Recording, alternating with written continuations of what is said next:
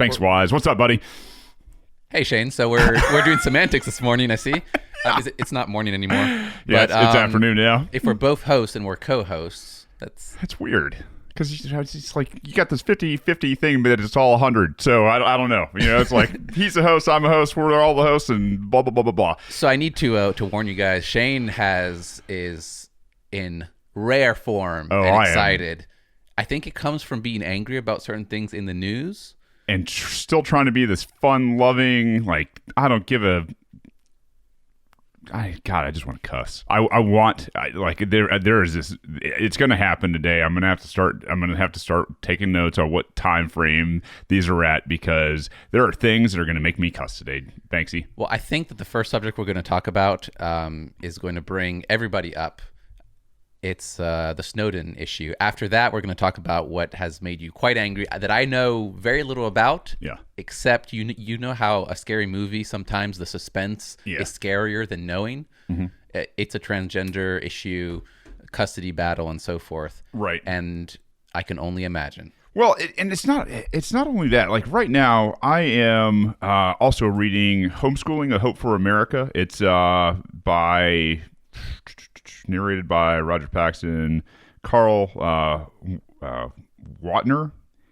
I'll tell you, between this and the John Taylor Gatto stuff, and John Taylor Gatto wrote the foreword for this one, so I've kind of gone down this rabbit hole. Actually, it was even listening to Dangerous History yesterday, and he's got heroes and villains and things in terms of different podcasts that he's done, and they were actually they had one, I don't know, probably late last year sometime with John Taylor Gatto. Actually, probably be a really good guy to have on the program at some point. But it's just all this interference has got me so worked up, Banks. I don't know, man. Like I've said it a million times. Like there's a bunch of me that just wants to cuss and yell and be, very loud about everything. And then there's another part of me that's like, screw all this. I'm going out to the woods. I'm gone. When you guys get this crap figured out, or you figure you want to actually do something about it, I'll come back. But until then, like, why am I wasting my time? Why am I, not hanging out with my kids while they're young? Why, why am I spending my energy in this now when nothing's really happening, right? We're just continuing to inch down the road, a little bit at a time, until everybody's sick and tired enough and uncomfortable enough to actually do something about it. And like right now, I don't know. I am such a torn man, Banks, and I'm still, don't get me wrong, I'm still happy. I'm still optimistic about, some future and everything. But there's a lot of stuff that really pisses me off. And I don't know, that it's been weighing on me. So I know you kind of said it in a rhetorical fashion, but why? Well, I think it's because, and Snowden goes into this a little bit in a very corny way, like cornier than I would get, and I get pretty corny. Yeah. But it's because like things matter, and there's a purpose. And as much as you comment about like spending less time with your kids because you get to lock yourself in a studio with me and chat, I think that that's a good example for your kids. It's trying to find the bearing on what the right thing to do in life is. Right. And if you don't do anything, if you go and live in the woods because that's what you're called to do, and you honestly think that's the right thing for your life, I don't think there's anything wrong with that. But if you're called to do the right thing, stop and help the person on the side of the road, speak out and be a whistleblower and have to live in Russia, whatever it is that heroic people do, and Snowden says there are no heroes, and we'll get to that, then I think if you're called to do that and you don't do that, then there's something wrong. So if you're called to speak out and pay attention and bring an eloquent form of what the problems are to people, which is I hope what we do, then you should do it, or there's a problem there. Yeah, I think it's the eloquency part that I have trouble dealing with, like, because we've gotten into this culture of politically correct, and well, eloquency is very different than politically correct. I've heard I've heard comedians who cuss and are the most eloquent, rambunctious people make some of the best points. George Carlin was not one of my heroes, man. Was not one of the most like subtle and poised people, but he made points that are on the level of like what's the meaning of life? Sure. And what's the bigger picture and so forth. Yeah, I mean, and that's kind of where I'm at is, just taking off all the padding in the gloves, just gloves off, refitting brass knuckles in terms of in the face, no editing, none of that kind of stuff, and just pounding the ever-living snot out of the state. Like I am so sick right now. And this Snowden thing that we're going to bring to your attention today, I'm going to try to have as much fun as I can with it. In this other piece with Jeffrey Younger, the 7-year-old transgender case out of Texas that I'm sure all of you have heard about at least a little bit, and kind of give you some perspective from my angle on this, especially in line with all the reading I've done in terms of the compulsion of the state and education lately. So I'm fired up, Banks. You ready to get into Snowden a little bit? I am. I was working and I was like, I need something else to listen to. And Snowden's face popped up. I was like, oh, I haven't heard about him in a while. This is what he does now for a living. He explains at the very beginning. He's like, well, I give speeches. So he's not actually being paid to be on Joe Rogan's podcast, but he gives speeches through the internet, of course, because he can't come to the United States because he'll be put in jail for the rest of his life. Well, no. And the thing is, he won't even be just put in there. Like, there's no trial. Like this guy, due process isn't a thing anymore for Snowden. Well, he talks about this towards the end. I've got one clip about this. There's a trial, but it's just like it's a military tribunal. It's a kangaroo court. Sure it is. Where the whole idea of due process, that even your random person who doesn't know much about it would be like, well, yeah, well, you do that, you get to see all of the evidence and have all the questions asked, and then the jury gets to decide, is out the window because of this term called strict liability crimes. And of course, they always have these fancy terms for it, but strict liability crimes means there's no purpose to the jury, basically. Sure. Are you surprised that it took Joe Rogan and Edward Snowden this long to get together? A little bit. Snowden mentions that when he looked into Joe Rogan to know more about him, he had heard his name but didn't know about him, really at all. Right. He was first kind of off-put by Joe's avatar, which is that it's got the all-seeing eye. It's like Joe's face in very orange with the all-seeing eye. He's like, oh, you got this. You got this bald guy smiling maniacally, I think is the quote, right? I mean, when I was listening to it like that, and he's like, listen, I didn't know what to think. Is this one of those things that I shouldn't do? Should I do? So it paints Snowden in this hey, he's a pretty measured guy, right? Not only is he measured in what he has considered in the past, he's even as an outlaw, an American outlaw that has had to flee for his own existence in terms of just living let's just say even close to a normal life. He's even questioning the political ramifications of going on a show like Joe Rogan's, right? Well, he's a very analytical person. That's why he's so brilliant and was able not only to kind of get the job he got. Actually, as he explains this, you understand that he was never in a prestigious job position. It's just because of having security clearances and luck gets you into a certain place. But what he pulled off when he decided to go rogue, as the United States would say, or me as becoming a hero, he did it in a very analytical fashion, a very smart way. He protected himself. He made sure the people he was associating with, the journalists, had a clear understanding of what he wanted, and then he gave them the information and then gave it up so he could say, I don't have any information to give to the Chinese or Russia or whatever that is. No, I think he is very measured, and it's a pleasure to listen to him because his brain operates. You can see his train of thought, and he goes back to points. And the funniest thing about the whole podcast is that it's basically a Snowden speech, 90% of the time? I mean, and it's almost 3 hours, 2 hours and 49 minutes. And then one of the first times after the initial back and forth when they're setting up their earphones and so forth, one of the initial first times that Joe Rogan speaks, 30 or minutes in, maybe 45 minutes, is Snowden asking Joe a question as if Snowden was doing the interview. Sure. It's very funny. I found it, that's the thing is I was kind of searching through here for a little more dialogue, a little more back and forth with some fun. But it's really just Snowden talking most of the time. Mm-hmm. And he keeps on apologizing. He's like, I'm sorry, I'm so long-winded. And Joe was saying, there's no off topic on here. Everything is on topic. So we're all good. I love that. That idea that in long form format where you've got these idiots out there and the propaganda machines talking about the Nancy Pelosi's latest haircut or whatever it is, and then you've got guys like Joe Rogan, who's a stand-up comedian out there doing things like this, real important journalism and interviews where it is putting under at least calling into question the state. And at this point, I think Joe Rogan might be a podcaster before a comedian. Oh, sure he is. Yeah, I don't know if he'd like that label, and his comedy is gold. Like, don't get me wrong. But I think that is like from a public persona perspective.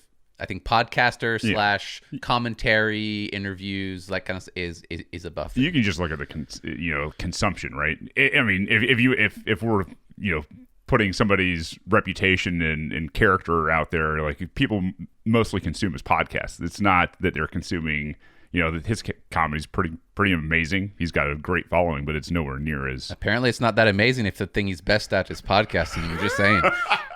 There's people out there who are known as a comedian first. Well, he's also I think he's at least a black belt plus in jiu-jitsu. I mean, so the fact that this guy is super good at a whole bunch of things is I don't think there's any doubt that Joe, it's basically whatever Joe sets his mind to, he's pretty damn good at it. He is. Are you ready for some clips? I am, man. So before we do some clips, these clips will not ruin anything for you. I think it'll actually make potentially more interesting to watch the whole almost 3 hours later. But these are the 4 kind of moments that stood out to me. As I said, one of them is super corny and motivational. But the first one is kind of reiterating the fact that I think is that there is no law. So. Oh, just like the last podcast. Yeah. It'd be better if I actually plug in the cable that lets you guys listen. Banks is having a hardware situation over there. Okay, here we go. Made to deceive and mislead the Congress and the public of the United States. And it was a... And let me get it to the right moment. Boy, Banksy. I know. Jeez, this is some rookie day one stuff. I've got like 10 YouTube tabs open, man. I'm kidding.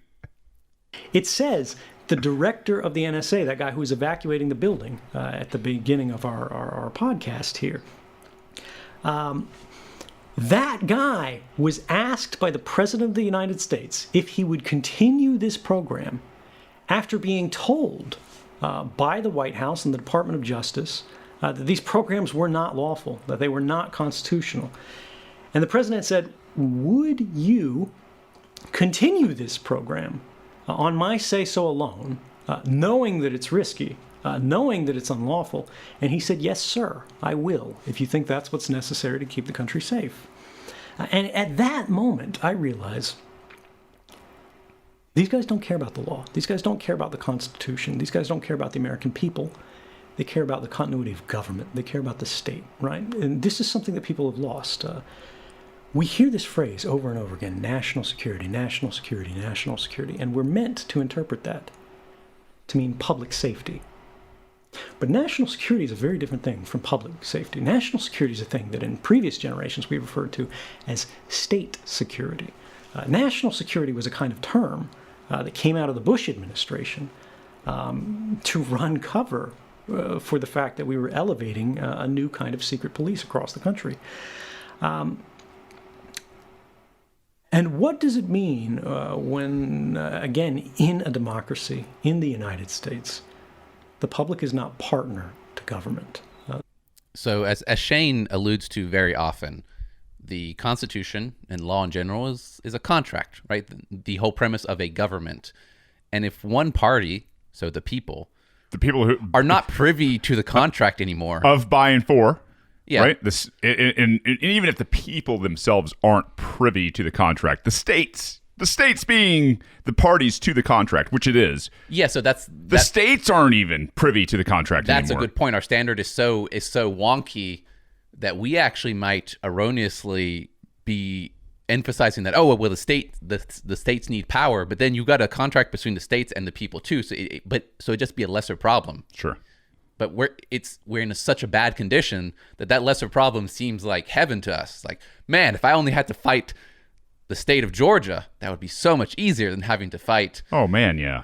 If I only had to go and beat on my own representatives here in the state of Georgia, figuratively, which they don't like anyway, because I do it all the time. But that is such an easier thing to have an interface with, to have more of, I'd say, intimate, just some sort of relationship with, other than a quote unquote national figure who was never here. That's the thing. It's you're exactly right. But this from Edward Snowden saying that, basically what we're looking at, and he's talking about the deep state, right? So he's talking about this report that came out, the Inspector General's report on stellar wind. Yeah. And that got leaked, and the NSA director at like, it was illegal, but then, as we know now, they continued the whole thing without stopping it. Sure. And I think the good point is, and he'll go on later and say, like, this doesn't mean like that, like this is what real world conspiracies look like these days. It doesn't have to be like a bunch of guys behind a closed door smoking cigars and so forth. You've got people who are intrinsically kind of tied to protecting the system. And they'll call it national security. I think it would have been better if he had said, and you think that's security, but it's not security. Security for whom? And so, yeah, I think that's a real problem. It's like we talked about it before, the principle of the state is prolong the state. Yeah. It's not, we don't give a damn about the People's Republic of, America here, basically. There's no constitution. Like, we don't abide by these laws. What we have over here is something different. What we have over here survives presidents, it survives House members, it survives senators, it survives anybody who's ever been elected to a seat. And the reason it survives is because if you give an entity food, right? If you feed it, yes, and it feeds off of power. Yeah. Why wouldn't it continue living? Nothing likes to die, even non-entities who don't have a soul, like the government. And that's not even an insult. It's just the government is this non-entity. So if you give it all this power and you give it more and more power, it's going to continue eating. And usually when you eat, you get bigger, right? Sure. Especially when you eat a lot. Well, and the government has a lot of power. And naturally, what also happens, once you get bigger, what does it take? It takes more to sustain you as well. That's a good point. Now you also have to start looking for other sources of revenue. That's why we've got 1 billion taxes. Stay within America. the metaphor of food here, man. Yeah, I mean, that's what I'm saying. I'm These taxes that they're consuming, that's what they're feeding off. Yeah. And the thing is there's 1 million taxes here in America now. I mean, everything is taxed. Every damn thing you do is either taxed or licensed. It's just a fee for operation. And because they've gotten so big, they have to keep inventing new damn things to keep bringing money in off of and to perpetuate. And that's why I hammer people like Rob Woodall and everybody else who signs continuing resolutions, because they have no idea everything that they're funding. It couldn't possibly have any idea of everything that they're funding, including really, really sinister programs that are put on by people like the NSA and the CIA and the alphabet soup that we don't talk about and we don't really, have any viewing of what they're really doing. I mean, it's crazy how it's just totally turned upside down to where you used to be able to sit there, and I say used to be, a long time ago, there wasn't much to monitor anyway, right? Like, it was pretty bare bones at the national level. I mean, they were required. There are pieces in the Constitution that the Congress must meet X amount of days, I think, in terms of, the contract. Mm-hmm. And now it's just like, Jesus, just go home, man. Like, you guys, you trust me, you've done enough, stop helping. And I don't know, man.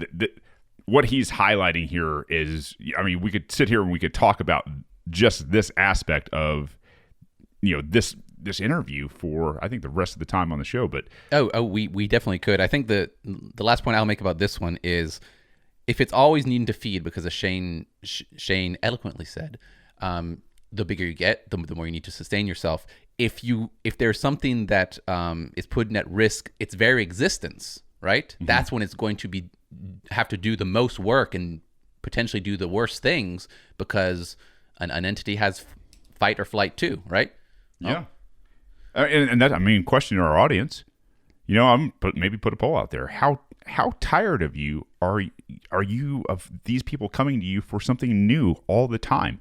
I don't care I don't care if it's a referendum at your city, local, state level. I don't, if it's more taxes at the federal level. Like it's always, they're always coming. Well, we got to do this. We got to do this. We got to do this. No, we don't. We don't. First of all, we don't even have the money to do it in the first place. And as you do this, it's like a plague. This is like when they talked about sending out federal agents that consume the substance basically of, or the substance of the people. At some point, the plague runs its course, and you've absolutely run out of nourishment for yourself. And I don't know, man. How close are people to that? That's my question, is how close are people to have got to the point where they're like, man, I got really nothing else to give you?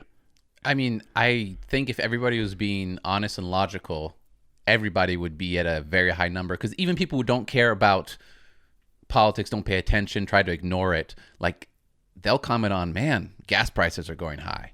And man, the size of Subway footlongs are not a foot long anymore. Well, yeah. I mean, how much does it cost to go to? I mean, I've got a family of 5, right? And if I go out, I mean, where did we go the other night? I don't know if it was Chick-fil-A or whatever it was. But my kids are all eating now, and my oldest Jackson, who's 8, is starting to eat for himself, plus the man he's about to be.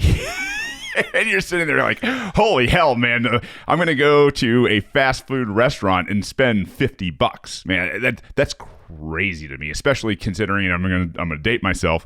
But, when you'd roll into McDonald's back in the early 80s with your dad, and, you were picking up a meal, like a quarter pounder meal for like $1. Like maybe a whole meal for $1. Oh man, yeah, I was like Taco Bell back in the day. Thank you, Taco Bell, for staying reasonable in this time of American history. But I digress, man. What I'm saying is you look at your bills in terms of your cell phone bill. It's got tons and tons and tons of taxes put into it. It's obviously artificial. Most of what you pay for a gallon of gasoline is incredibly taxed. I mean, what you're paying. It's not only taxed; it's affected by our foreign policy and environmental regulations. It's just everywhere you turn. You go to the DMV, you get a sticker, you get a license plate. You paying a rent to the government on your house. I'm paying for public education, government indoctrination of other kids, and not able to keep that at home. Like I'm telling you, man, 27 minutes. Fuck this system and its goddamn ass. I am fuck them, man. This thing is so absurd at this point. I'm irate, guys. I am irate. I've got a smile on my face, but I swear to God, Boogaloo, this is ridiculous. Well, while Shane takes a note of 27 minutes and something, so you can go back, and that's why you're hearing all those beeps or whatever, I will load this second clip. Though I do agree with Shane that it's just incredible. That's why we have the podcast in the first place. But Snowden makes a second great point. So the first point is there is no real law. Like when the government is put again in a corner. Yeah. Like it does what it wants. It doesn't care about the law at that point. So the second point is about loyalty and patriotism, and I think you'll enjoy it. I've got it set for the right time to start. Now, I'm not saying everybody at the FBI is bad. I'm not saying everybody at the CIA and the NSA is bad. I'm saying that you don't become a patriot based on where you work. Patriotism is not about loyalty to government. Patriotism, in fact, is not about loyalty to anything. Patriotism is a constant effort to do good for the people of your country, right? It's not about the government. It's not about the state.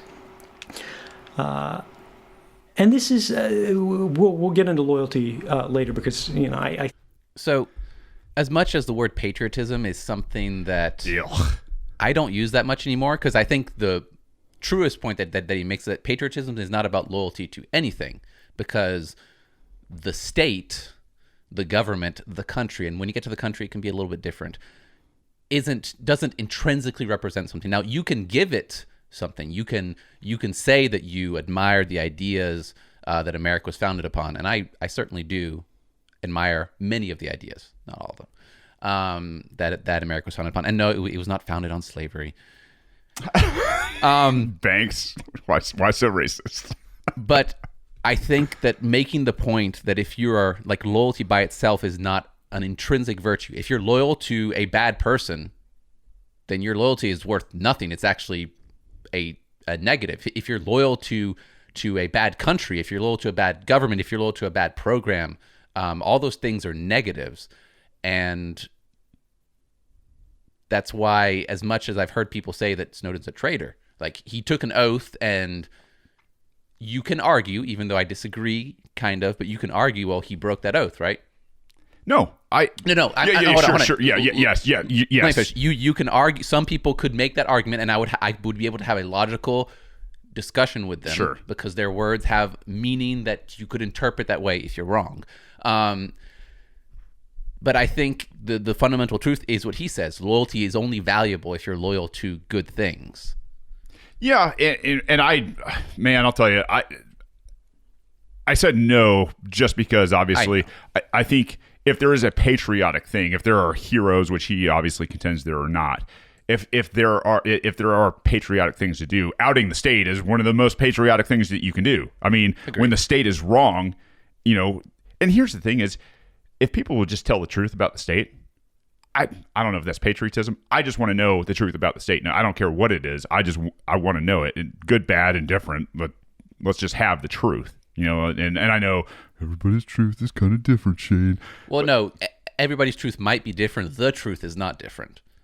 Yes. So there's that distinction there. Like, I'm sure that some of the things I think are true are not true, but that doesn't mean that what is true, like, I can't change it. Yeah. I can't change, like, the reality of the world. I love how this statement in terms of patriotism goes hand in hand with what a lot of the stuff I'm reading about in terms of the Prussian school system that we've implemented and let decay this country. I mean, when you understand exactly where patriotism, quote unquote, kind of came from and got bastardized here in the United States, it's because they needed to have a populace formed to be workers. You go out and get a job. Like, that's your destiny here in America in the late 1800s, kind of going into the Industrial Revolution. We've got to have people that can go out there and read and write and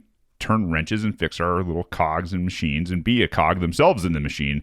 And for this idea of patriotism to swell from the town, one school out there into these massive centers in our communities and now at the national level, this is what they're taught. They're taught, come to school, go to a class, say the pledge, say this magical prayer in the morning to the magical sky cloth, and America does no bad in the world. We are a force for global good, as in the Navy would say. So it kind of applies in a general sense. He talks about how, like, not everybody's bad there, but whether you're doing it for a bad reason or a good reason, if the object of where virtue comes from is misaligned. So you're like, you have to be loyal to this and obedient to this. So you're obedient to your teacher, loyal to your country,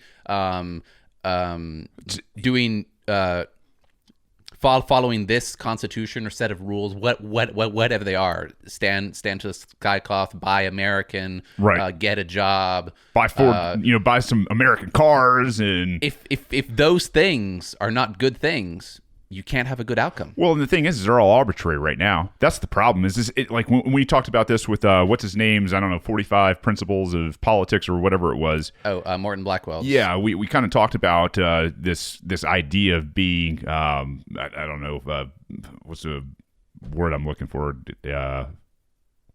basically allegiant to somebody else. Yeah, you just said it's just loyalty. Yeah, having loyalty, right?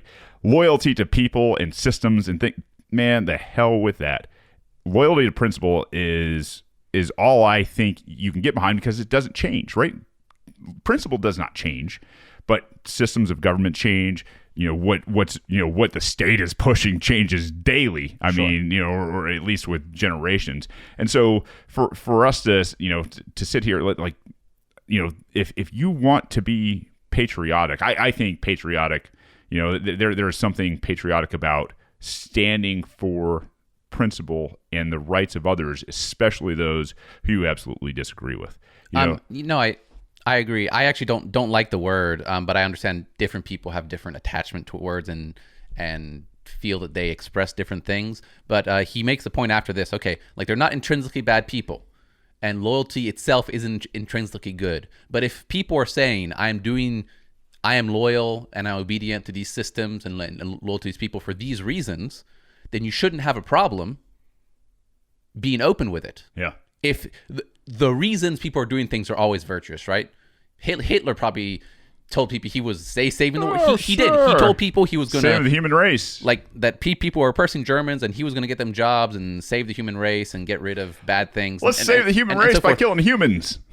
So almost everybody, but besides potentially, I guess there's some psychopaths or stuff out there who were like, I want to do bad things. But if everybody's saying I'm going to do good things, the next step, instead of just taking that at face value and be like, oh, look, he said he's going to be patriotic, is to say, okay, can you follow through of like what you're doing? If there's not openness behind it, it's like, no, I'm going to be patriotic, you're just not allowed to see, then there's a problem. And that's his problem with it. He's like, there should at least be openness. Why would they have to keep it in the dark that they want to do good things? If you want to do good things, that's usually something you want to show to everybody. Mm-hmm. And he's like, the problem with that conclusion is if you say you're being patriotic, but then you won't show us, you can't blame us for being super duper skeptical. Well, when you're Madeleine Albright and killing 500,000 kids, yeah, that's worth it, right?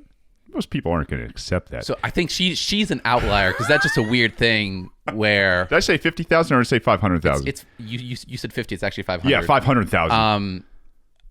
I think maybe when you have so much power, you start thinking that you're a Jedi mind tricker person. That's not the right way to put that into a sentence. Just a Jedi. But a Jedi, yeah. And there's some honesty that falls out and you think that's going to work because you've just gotten so much power. You're so used to people eating up your garbage, which people eat up garbage all day watching TV. They're like, oh, no, they said that they said they had to raise taxes so that we would have more prosperity. Think about that statement. Think about it. How can you have more prosperity when it's being wasted by government cronies and middlemen and just... It's one of my favorite stories from the Capitol.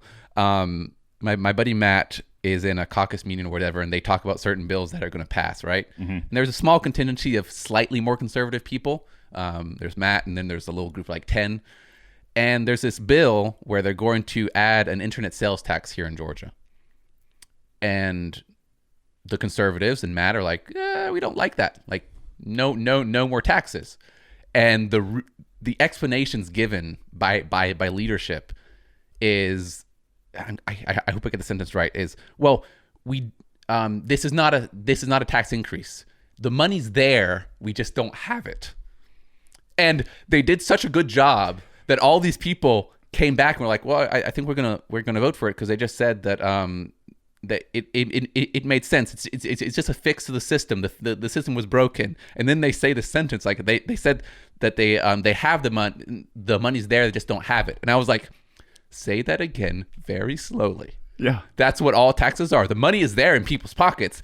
The government just doesn't have it yet. And this is nothing against Matt. It is and this might seem crazy from an outward perspective because it seems very simple when I explain it. There's so much legalese and so many codes that are referenced, and it's so that's the problem, tedious to read the bills that you can get confused because you don't you don't want to make a mistake, right? You don't want to tell people it's a tax increase when it's not a tax increase, because then you lose credibility. But that happened, and luckily enough, it passed in the end. But luckily enough, the few people who are more conservative woke up and were like, "Oh man, that was some next level Jedi mind trickery." Well, it was like James Madison said, it will be of little avail to people that the laws are made by men of their own choice if the laws be so voluminous they cannot be read, or so incoherent they cannot be understood.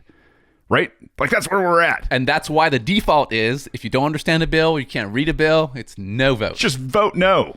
Just vote no, for God's sake. That doesn't even happen, and I understand why it's scary for Matt, because it's like, oh, if I just vote no, but I don't know why people are not going to take me seriously. But now he's gotten confident on the last days of session. There's a few bills you don't have time. He's like, but why do you vote no? He's like, I don't know what's in the bill. Why would I vote yes? Exactly. But you say that in terms of like, if I just vote no on everything, I won't be taken seriously. But this is coming, like the same guy, Matt Kurtler, who I think it was Matt, who was telling us like, yeah, there used to be a time in a day where people would just leave the room and put a real heavy book on the yes button. Yeah. Remember? Like, I could sum it up.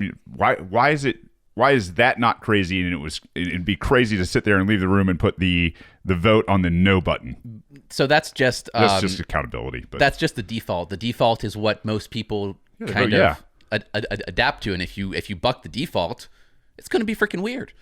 Yeah, it will be freaking weird. You ready for a third clip? I'm ready, man. Okay, the third clip I have here. Oh yes. So there are, like, Snowden is not the only whistleblower. I think he is one that got more attention. He's a highlighter. He did things in a very smart way, as I iterated before.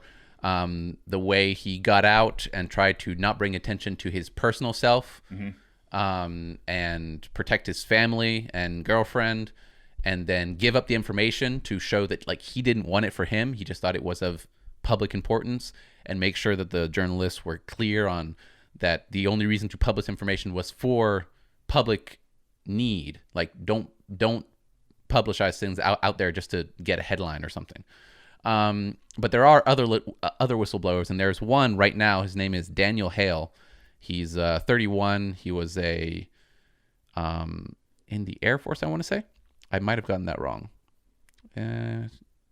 Daniel Everett Hale, 31 in Nashville, and was National Security Agency and National Geospatial Intelligence Agency officer.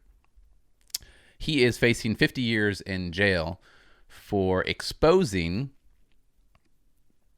an unaccountable process for targeting and killing people around the world with drones, including American citizens. Oh, wow. Bringing to light something that the government's just not fabricating it, not making it up, not selling the secret just to an enemy, not giving comfort or aid or rest to an enemy, but just telling the truth about a government program. It's going to get him 50 years. Not only that, it's 36 documents, and he gave 17 pages to a journalist. Wow. And the reason I'm bringing it up... we don't live in a police state. We don't live in an actual tyranny here in America. MAGA, MAGA, MAGA. The reason I'm bringing it up is because Joe gets to speak at one point during this speech of Snowden's, and kind of ask Snowden about his conditions in Russia. It's very interesting. I'm not sure in the details, but he talks about his day-to-day stuff there. He's learning a little Russian, meeting somebody on the street. But Snowden kind of says why he did all this and if it was worth it. And he makes that point, and then he talks about what I mentioned earlier, which is strict liability crimes, which is they want to have a trial for this Daniel Hale guy and have it be a strict liability crime. He did it or he didn't do it.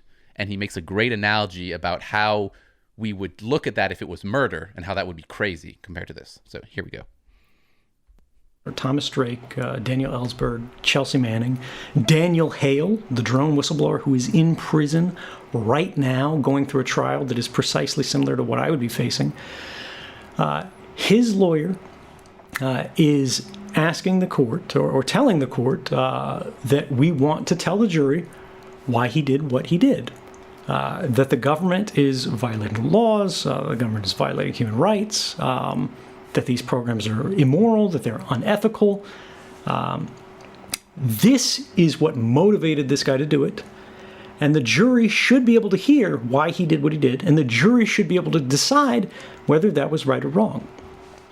And the government has responded, to this whistleblower argument, basically, saying, we demand the court forbid this guy from breathing the word whistleblower in court.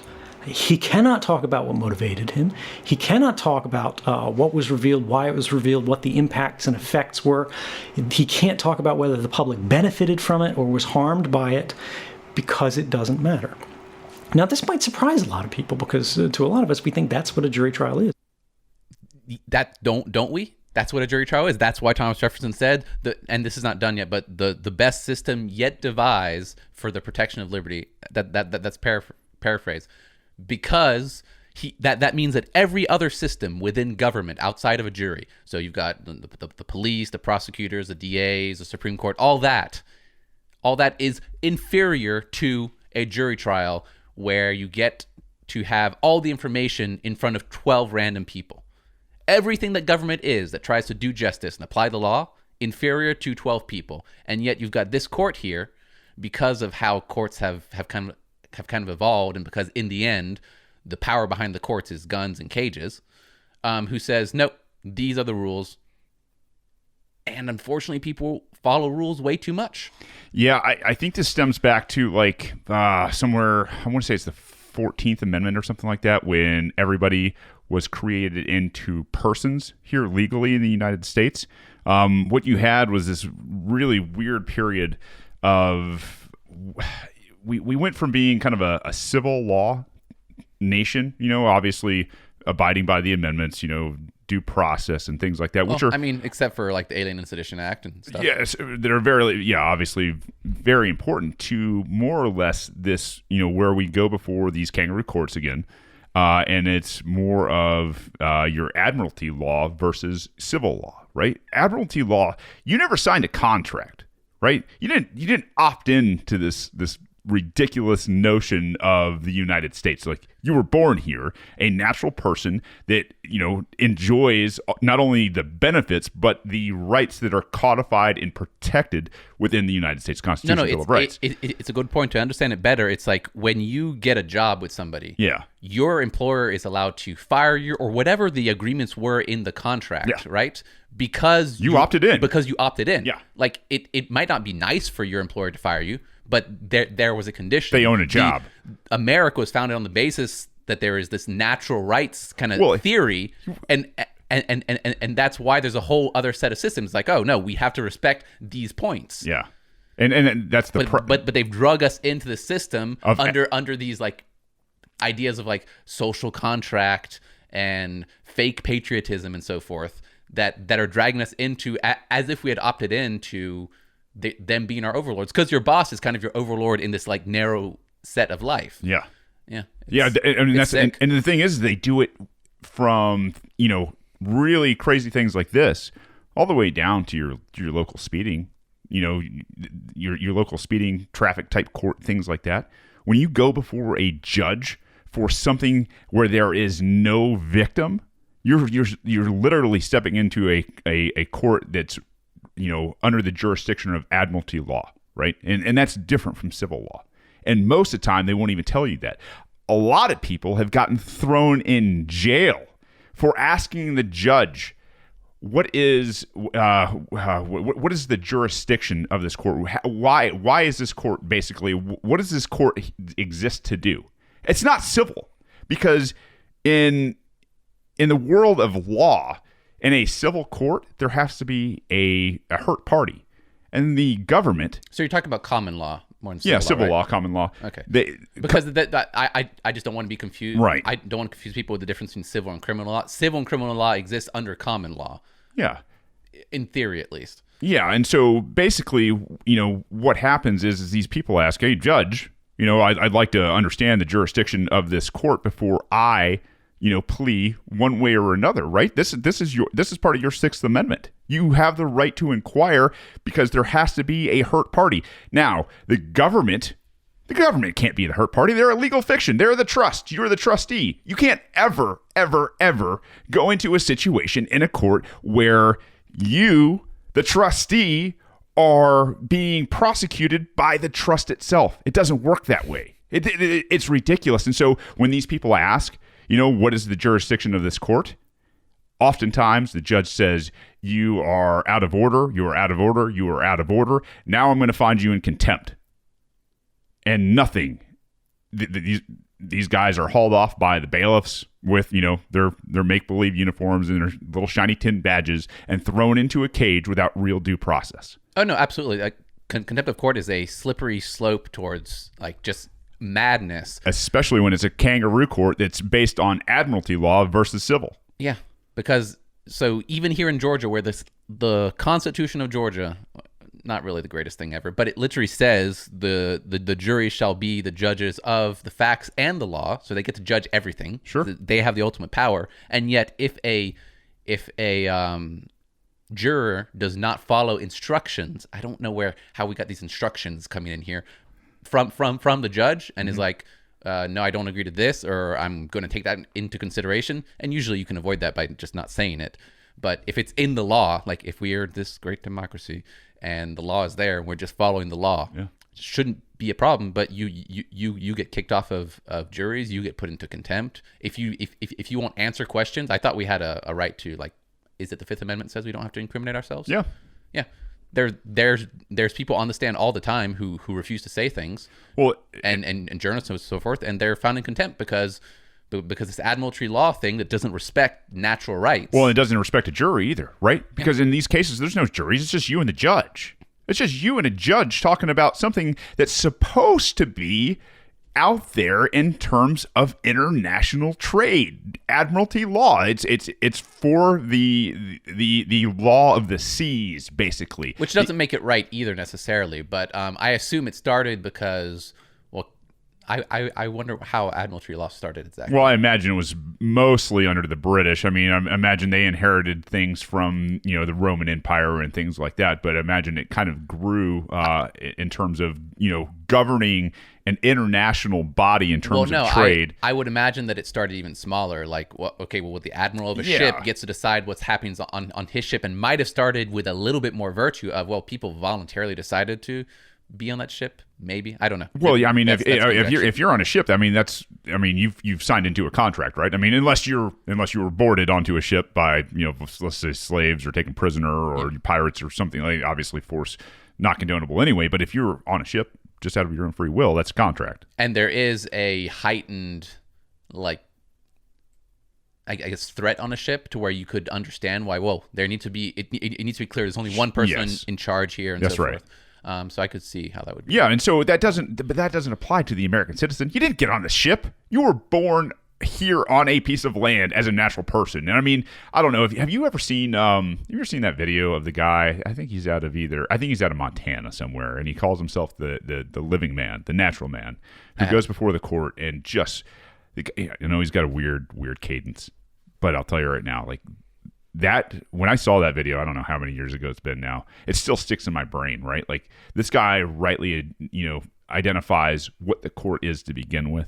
And, and when you really look into it, the guy's not all that crazy. The guy actually knows his stuff. I mean, and, for us to sit here and talk about this, even at the lowest level in terms of traffic court, and then it's also applied here where they won't give these people who are accused of, quote unquote, a crime, a fantasy crime, a jury of their peers to decide not only if they've broken the law, but if the law is just itself as it is supposed to be. That shows you just how far, the kangaroo court system in this banana republic has, come to be in this day and age of, I don't know, almost 2020, 2019 here. It's ridiculous. It is. So I cut Snowden short in this second clip. So I hope you remember where he was. He's talking about Daniel Hale and how they want a strict liability crime trial.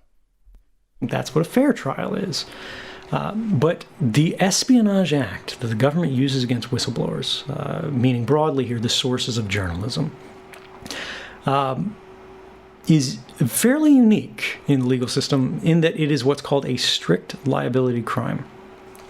A strict liability crime is what the government considers to be basically a crime worse than murder. Because if you murdered somebody, like if you just, I don't know, beat Jamie with the microphone stand right now, you would be able to go to the court and say it was self-defense, right? Like you felt threatened, you were in danger for your life, even if you weren't, right? Even if you obviously weren't, even if you were on tape, you could still argue that, and the jury could go, "You're full of crap," right? And they could convict you. But if you were, in fact, acting in self-defense, and if the jury did, in fact, believe you, they could take that into consideration in establishing their verdict, right? Strict liability crimes forbid that. The jury is not allowed to consider why you committed a crime. They're only allowed to consider if you committed a crime. They're not allowed to consider if the murder was justified. They're only allowed to consider if the murder took place. And So putting that in the framework, the very funny framework of Joe Rogan killing his producer, I think really helps understand just how far away from, I guess, normal is not the good word, but it's very easy to see. Okay, if you kill somebody in self-defense, you shouldn't be in jail. If you kill somebody because you're a psychopath and for no reason, you should be in jail. And if you don't let a juror see one side or the other, there's an obvious problem. It applies exactly to anything. Mm-hmm. So if it can apply to murder, it can apply to anything. Yeah. And I mean, yeah. And we let it apply to things all the freaking time because, I know, cops kill people kill people all the time in self-defense. And nobody in their right mind would say, you killed somebody who was about to kill you or your family or friends, and you should go to jail. Like, that doesn't make sense. Well, here's the other thing: is like we're having a court case to decide a person's future, right? We're having a court case.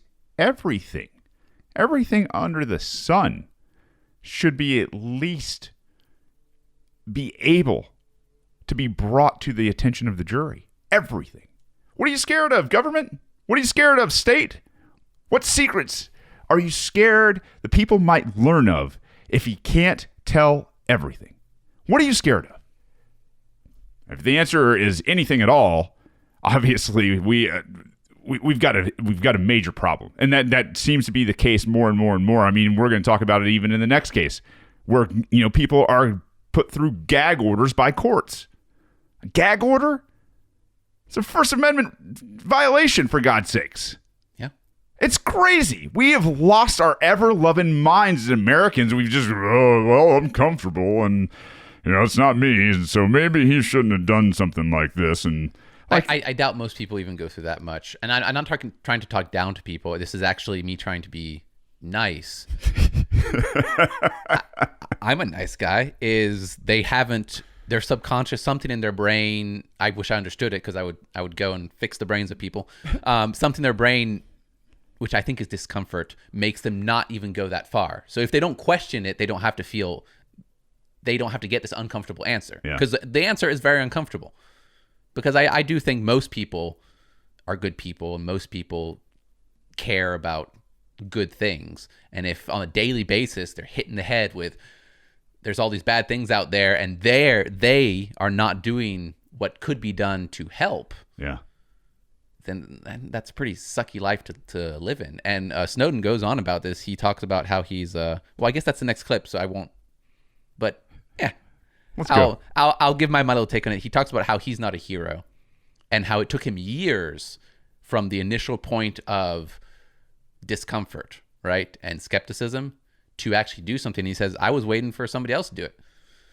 Like, I didn't want to do it. Why would I? I'd lose my job and lose money and go to jail forever, be extra, jail. Like, at one point, I didn't even know what to do. Disappear to a secret prison. So that's the fourth clip. He goes on about that and kind of does this corny motivational speech that seems very natural, so which is why I like it so much. So let me get it to the starting point. Sorry, I didn't have all these correctly started. Here we go. Yes, the Russian government could screw me, but they could screw me even if I didn't say anything. And so should I shut up and be quiet? in the face of things that I think are injustices because it makes me safer. Well, a lot of pragmatic people would say, yeah. They say you've done enough. They say you've done your part. You know, they say whatever. Be safe, live long, be happy. But I didn't come forward to be safe. If I wanted to be safe, I'd still be sitting in Hawaii, making a hell of a lot of money to spy on all of you, right? And nobody ever would have known about this. The system would have gotten worse. But the system, the world, the future gets worse every day that we don't do something about it. Every day that we stay silent about all the injustices we see, the world gets worse. Things get worse. And yeah, it's risky. Yeah, it's uncomfortable. But that's why we do it. Because if we don't, no one else will. All those years I was sitting, hoping for someone else to come forward, and no one did, right? That's because I was waiting for a hero. But there are no heroes, right? There's only heroic decisions. You are never further than one decision away from making a difference. It doesn't matter whether it's a big difference. It doesn't matter if it was a small difference, because you don't have to save the world by yourself. And in fact, you can't. All you have to do is lay down one brick. Right? All you have to do is make things a little bit better in a small way so that other people can lay their brick on top of that or beside that. And together, step by step, day by day, year by year, we build the foundation of something better. But yeah, it's not going to be safe, but it doesn't matter, because individually, it's not, me, whoever you are, that's the Iron Man. Right? I don't care if you're the biggest doomsday prepper with cans full of beans. If the world ends, it's going to affect you. We make things better. We become safe together, right? Collectively, that is our strength. That is the power of civilization. That is the power that shapes the future. Because So he goes on, and it remains quite motivational. I kind of like how it started off saying, like, things are getting worse every single day. And as much as that doesn't seem very motivational, then to follow up with, everybody has the power, also every single day, to do good. Like, at least stay neutral, and then add to that at least one good thing. Doesn't matter how small it is. Doesn't matter if you smile at somebody. It doesn't matter if you stop on the side of the road to help somebody change their tire. That will build.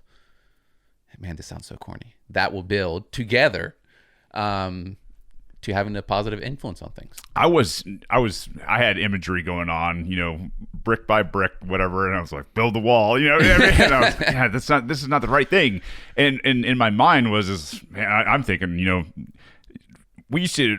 there used to be this thing in like trench warfare. Obviously, everybody would be in a trench and they'd be on line, right, and stand to in the beginning and the end of the days, at daybreak and dusk, so that if you were charged or somebody kind of, that's what I is imagining is, you add another rifle to the fight almost. And this is just, I think, part of my military mind, because I think that's just where I'm at right now. But he's right, and he struck a chord with me in terms of why am I doing what I'm doing and trying to keep in balance and spend time with my family and everything else. Well, it's one brick. It's one more rifle in the fight. It's just I don't know. In terms of how big your brick is, or how much ammunition you got, or what your skill is behind those kind of things. I don't quite think I've got the right imagery selected here, but I understand what he's saying is, if you're not doing anything, it's getting worse. It's going to continue to grow. It's going to continue to get worse. People's rights are going to be trampled. They're going to be thrown in, prisons, maybe disappeared, droned, extradited, whatever it is. There is a reason, because if you're not fighting, understand that they are. So like it used to be an old training term, right? I think it's better maybe say it is, because we're talking about the government. Yeah, it is always fighting. It is always trying to get more and more and more and grow bigger and more powerful. And really, every day it is. And to like I said before, to the point where we just get tired of it and enough is enough, and people actually realize their power. Speaking of that, I mean, just for an example, did you see what happened down in Mexico? Maybe this is another show. I don't know at all. So they took I'm trying to remember the drug cartel's son. Was it Chapo? Chapo's son? Yeah. The Mexican government took his son prisoner, and the cartel went down with their guns to Mexico City, defeated the Mexican army, and got them released. Wow.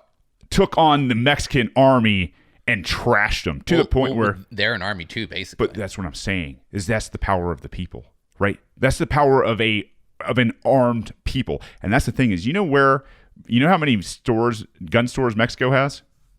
One. It's on a Mexican army base. And they were still able to do what they did. Of course they were. Yeah, because that's the power of people. That's the power of people. If the power of the people wanted this tyranny thrown off, they could do it tomorrow. Well, imagine that if you're only doing good, if all the good people in the world, and there are more than bad people, that's a undeniable fact. Because if there were more bad people than good people, we would notice. Life would be pretty damn bad. Okay, you could take and just with how easy it is to do bad things, even if there were a large portion of bad people, we would notice. It's so easy to do bad things. There's not that many terrorists out there. Do you know how easy it is to terrorize? I don't know, rent cars, fill them gasoline, drive into gas stations. I don't know. It's pretty damn easy. Yeah. Okay, to cause chaos. So there's more good people than bad people. If all the good people don't all do good, like add a net positive, one tiny brick. It can be really, really small. I'll make the little tiny bricks for people. If they all add positive, how could bad things win ever? Yeah. It couldn't. It'd be like every good person has a gun, and all the bad people are like, okie dokie. It means people are lazy and comfortable as hell is what it means. How? God, in some way it does. In some way, I think I'm trying to stay on the motivational side. It shows the opportunities. I think people are also human beings. They don't necessarily operate fully logically. Like there's emotions and there's what's happening in their lives. I don't think a lot of people feel Snowden, who I consider a hero now, even if he doesn't want me to say so. Mm-hmm. For years would have considered himself doing something bad, right? He was letting bad things happen when he had the overt power to do something about it, even in a small way. I would think a lot of people don't think they have the power, or a lot of people are scared. Now, those are not necessarily the best attributes out there, but they're very understandable things. I've been scared in life. I've felt powerless before. So that's kind of the message. And you're not as heavily indoctrinated as most people here in America are. Yeah, but some of these things are just like basic human traits. You talked the other, I think on Friday's podcast, about how people don't like change. Like that's just a basic innate thing. People are scared of change. So I'm just going to keep interweaving Mr. John Taylor Gatto into this conversation because I think it's relevant. The rebellion with Banks and Shane with a trail mix of John Taylor Gatto. Yeah, and there's a perfect quote by Adolf Hitler out there. I'm not kidding. I believe you. It's just you don't hear that often. Yeah, he alone who owns youth gains the future. Right. So how long have we been looking at the American indoctrination system? We've really kind of been looking at it since the 1920s. I mean, seriously, that's when funding started at the local and county levels for, organized schooling. Before that, most of the schooling was done by parents at home, where kids went to work or worked on farms, and it was an agrarian economy, right? It wasn't an industrial economy, and things kind of started changing in the late 1800s, early 1900s to that point. But what I'm saying is John Taylor Gatto contended that genius is actually fairly common. Like it's one of the most common things out there. The fight, the ingenuity, the ability to come up and address problems with more brain power, because it is local, or address problems locally with the brain power here, instead of, pushing those problems off and those market needs off to some, consolidated, centralized point called the government. And when we talk about, these people not feeling like they have the self-confidence or the adequacy to go and do something about it, or the ability even, because you're talking about like genius in the sense of intelligence. Yeah. If they don't think they can do it, like why would they even have the motivation to? If they just are like, I don't have the ability, the raw materials. That's right. And so what he's contending is that genius is so stifled and repressed and just manipulated by the system that you have a country full of adults who are retarded. And I don't mean that like, mean mental. They are mentally children still. And I say that because I was talking about this with my dad. I spent most of the day Monday, or I say the other day, past couple days, cutting down trees, right? I've got some property in North Georgia, and I'm doing some work on it, and a lot of it's got to be, a lot of the old pine and stuff needs to be taken down to, do some better things with the land. And so anyway, we were having this conversation, and I'll tell you, one of the greatest things is to be able to sit down and talk with your mom and your dad. And if you still got moms and dads out there, you better spend time with them. I mean, you better spend as much time with them as possible. And remember, I mean, especially as a dad, I mean, I've got kids. If I'm 70 years old, my kids are coming to hang out with me still, and picking me up to go do a little bit of chores or work or something like that. That's a good thing, but what I was saying to him, like he was kind of watching the dogs while I was out there really getting after it with a chainsaw and just going through this place. But I got done at the end of the day, and we were sitting there just having a beer and shooting the shit 109. Guys, I say these so that I can mark my time and then edit these later. But I said, there is absolutely something to this work, right? My dad, at a young age, my dad would work me to the absolute bone. I mean, and I hated it. I mean, you get blisters from raking yards and pushing brooms on long, steep driveways, painting. Whatever menial chore or work or skill, whatever it was, like, I got worked as a kid a lot. And I'll tell you right now, it was good for me. It was good for me because one thing it did teach me is most things you can do. Even if you don't know how to do it, most of it's just a little bit of practical application. Muscle memory is going to kick in. You're going to find more efficient ways to do things your own way a lot of times, or you're going to learn a better way from somebody who's better at it than you, whether they're skilled or master, right? Like, you're going to learn these things, and you're also going to learn that a hard day's work at the end of it is very rewarding for the psyche. It's good for your heart. It's good for your brain. It is cathartic in the sense of just being a human being. And so I was, relaying this to my father for, thank you so much for, just working the piss out of me as a kid and showing me that basically, through these lessons that I am capable of doing whatever I set my mind to. That is not that is not the American experience anymore. That most people that I even live around, they don't have the skills to, work on their car. They don't have the skills to work on their yard. They don't have the skills to work on their house. They don't have these skills. And it's not that they're dumb. It's not that they're, not intelligent people. It's that they've never done these type of things. They don't believe enough in themselves to think that they can go out and not only do menial things like this, but change culture and change the world and do things that are absolutely amazing. One of my favorite things that Ron Paul ever answered a question, I forget what the question was, but he says, our goal is to change the course of history. And man, I get emotional just repeating that.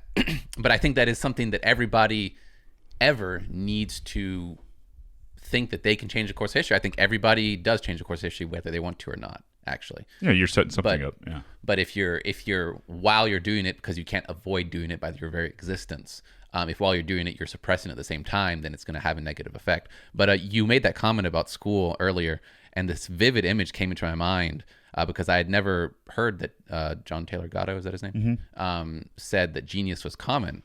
I like it. Yeah. And it's like if school was, and we could do it, anybody could do it. It's like if I had control over 100,000 people and I said, send me all your best stories, right?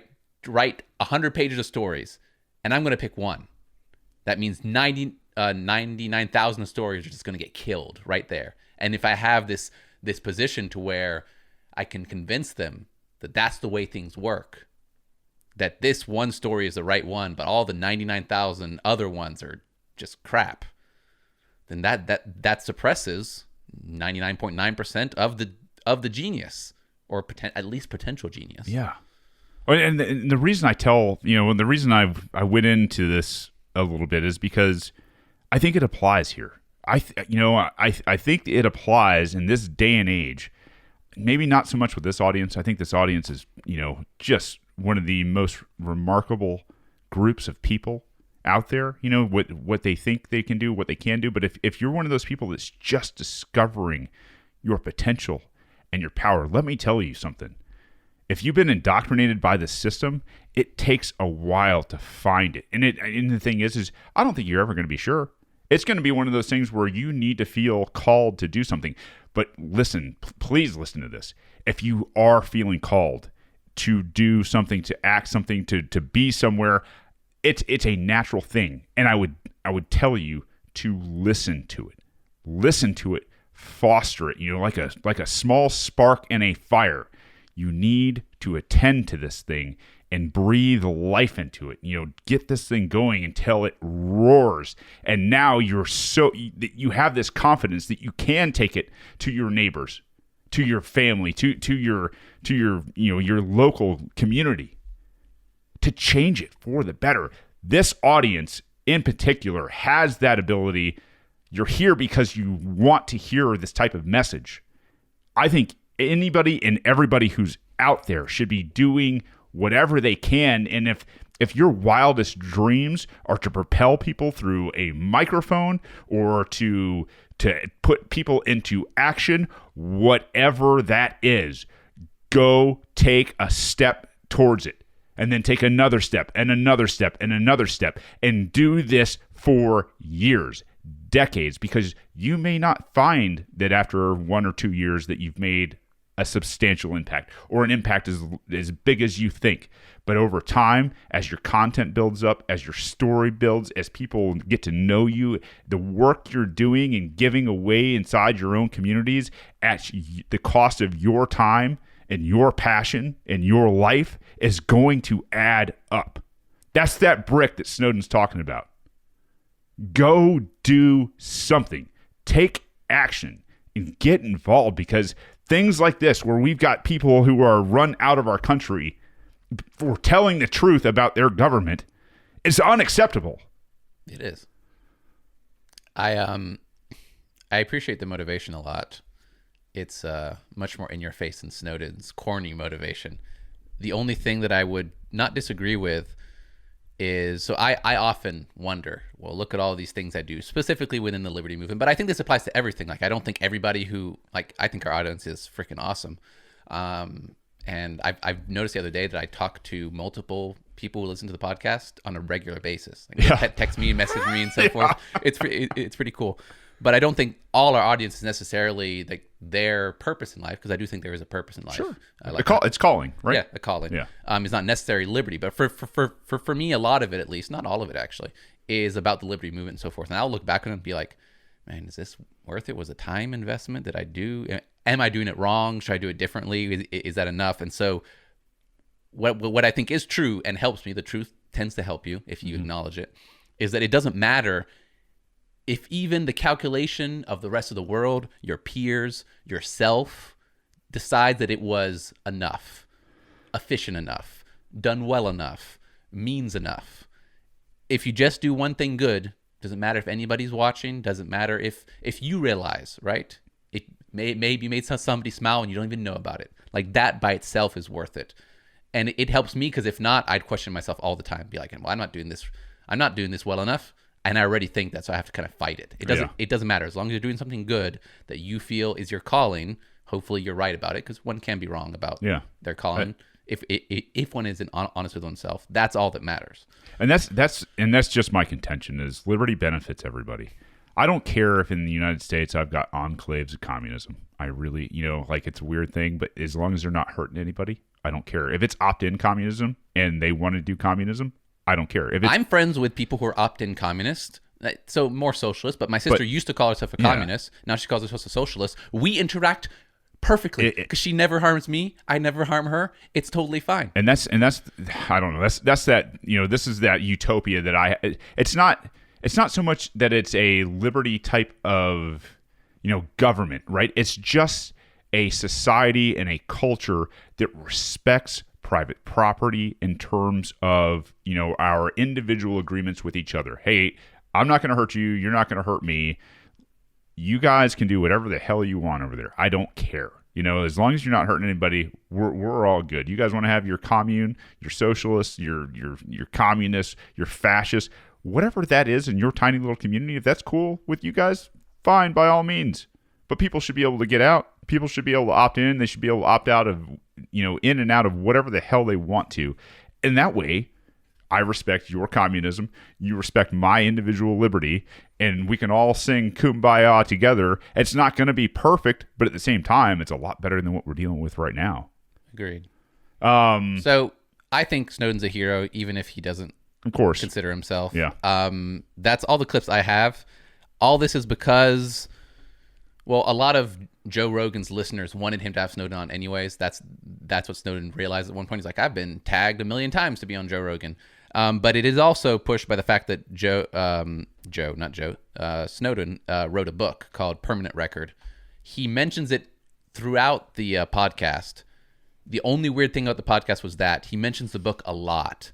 And he could just be wanting to... And he's not going to get a dime off of it, apparently, because the U.S. government isn't going to... So we're not sure yet. But the U.S. government is not happy about it. They haven't They haven't been able to stop it, and they might be trying to stop the publishing company from giving the money to Snowden. But that's in limbo right now. Because Snowden has written another book before called The Constitution... Everything You Know About the Constitution is Wrong, which... I could see that happening. But I have not read the book, but he mentions it a lot, and it sounds pretty cool. From what I know about Snowden, I did learn a lot from this podcast. We definitely have not spoiled it. There is a ton of content in there. Other content that I highly recommend is there's a documentary and there's a movie about Snowden. The movie is definitely embellished. Is that the one with the guy that plays... Yes. Maybe the future Batman, or not Robin in one of the last I think it was the last Batman. Yeah. I forget his name too. It's like he's got three names. Yeah. Like Shane Trevor Hazel. Fernando Vance Wise. Yeah. You have 4, don't you? Well, yeah. 4 or 5. But I can say parts of them. I have as many names as I want. I can say parts of my name. I love them. But that movie, which is called, I think, Snowden. Yeah, it is. There's a documentary. Is it on Netflix by any chance? Netflix? It was at one point. Yeah. There's a documentary, I think, potentially also called Snowden. Mm-hmm. It's a documentary movie type, and it is better than the movie. The movie is entertaining, but lots of embellishments. And I actually was misinformed by watching the movie because I thought that he had like a higher profile within his job structure because he was in the military, got hurt, and then became a security guard. They kind of step over that because they want to make it sound cooler or whatever. And then there is a book by Glenn Greenwald that I have read. Snowden's book might be better, but Glenn Greenwald's book is freaking amazing. It's called No Place to Hide. I'll link both books. No Place to Hide by Glenn Greenwald. It will scare the living daylights out of you. Good. About just how little privacy we have and all the problems. But it's a beautiful book. Yeah.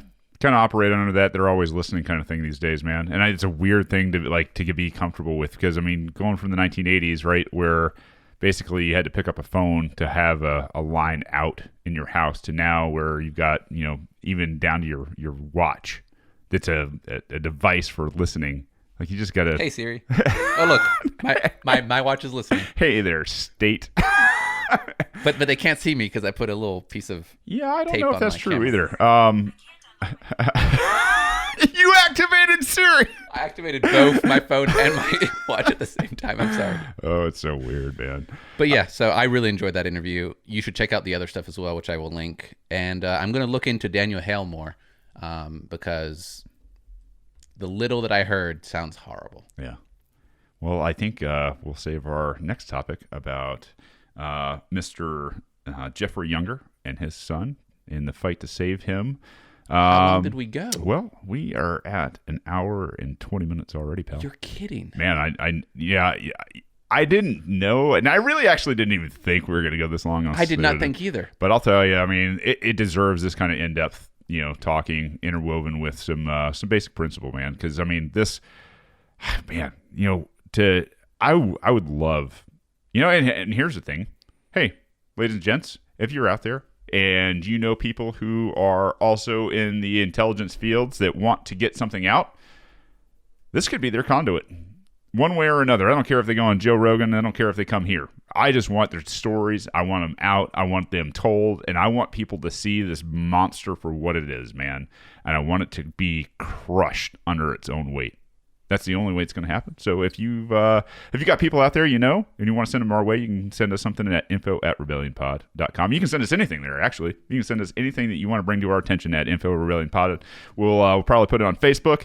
We will maybe talk about it here on the show if we've got time to get through more than one subject at a time here on the Rebellion. If you've enjoyed the show, you can go out there and give us a 5-star review. We really enjoy those. I haven't actually looked at those today, Banks, so maybe we'll look at them for the next episode, but we appreciate everybody who has. Absolutely. The fact that you're sharing them with your family, it's getting out there.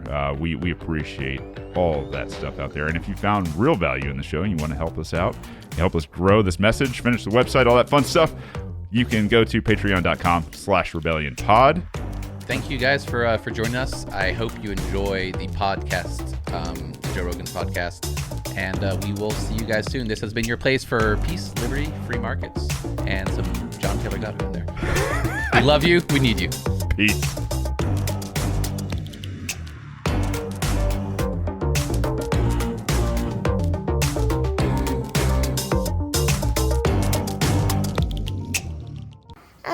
Don't hurt people and don't take their stuff.